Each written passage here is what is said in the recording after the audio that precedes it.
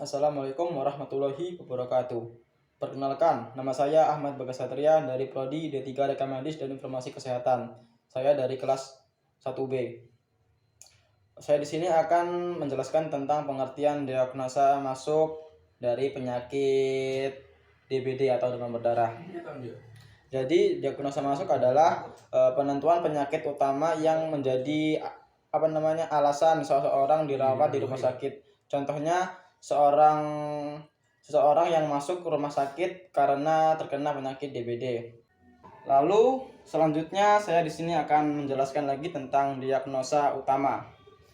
Diagnosa utama adalah dalam konteks medis mengacu pada kondisi atau penyakit yang menjadi fokus utama perawatan atau perhatian medis yang diberikan kepada seorang pasien. Ini adalah diagnosa yang paling signifikan ataupun dominan yang mempengaruhi perawatan dan rencana perawatan pasien. Contohnya, pasien dengan gejala nyeri dada yang berkepanjangan dan mungkin disertai dengan sesak napas dan keringat dingin mungkin memiliki diagnosa utama intraks smoker atau serangan jantung. Ini akan menjadi fokus atau utama perawatan medis. Oke, selanjutnya saya di sini akan menjelaskan tentang diagnosa sekunder. Jadi, diagnosa sekunder itu terbagi menjadi dua. Yang pertama ada komplikasi, terus yang kedua ada komorbid.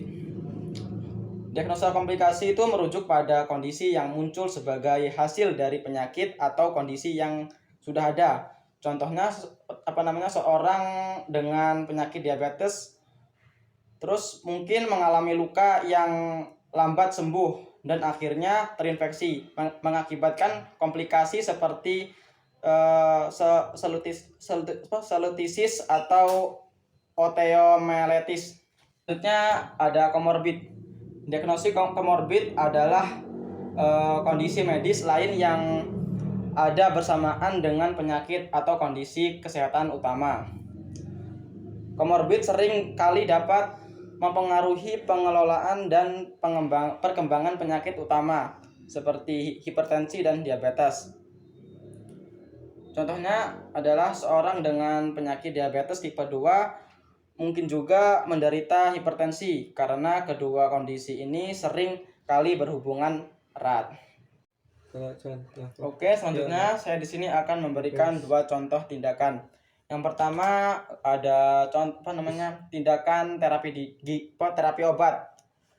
Jika pasien memiliki diagnosa sekunder seperti tekanan darah tinggi atau hipertensi yang bersamaan dengan penyakit lainnya seperti diabetes, terus dokter mungkin akan meresepkan obat-obatan yang sesuai untuk mengontrol tekanan darah dan menjaga kadar gula darah tetap stabil. Lalu selanjutnya ada tindakan terapi fisik. Jadi jika pasien memiliki diagnosa sekunder seperti cedera fisik yang mengakibatkan kehilangan fungsi fisik seperti patah tulang yang mempengaruhi gerakan sendi, tindakan rehabilitasi fisik seperti fisioterapi atau terapi okupasi dapat direkomendasikan untuk membantu pasien pulih dan memulihkan fungsi fisik mereka. Selanjutnya saya di sini akan memberikan 5 contoh pemeriksaan penunjang. Jadi yang pertama itu ada pemeriksaan darah. Pemeriksaan ini melibatkan pengukuran jumlah darah merah, sel darah putih, dan trombosit dalam darah. Pemeriksaan ini dapat membantu mengidentifikasi masalah seperti anemia, terus ada infeksi ataupun gangguan dan pembekuan darah. Selanjutnya ada pemeriksaan radiologi. Pemeriksaan radiologi ini menggunakan sinar X atau teknologi lainnya untuk menghasilkan gambar internal tubuh. Ini bisa membantu untuk membantu dalam mengidentifikasi fitur dalam tulang.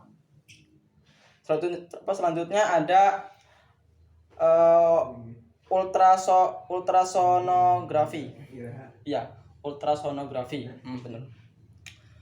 Pemeriksaan ini merekam aktivitas listrik jantung dan digunakan untuk mendiagnosis jantung, irama jantung, dan masalah jantung lainnya.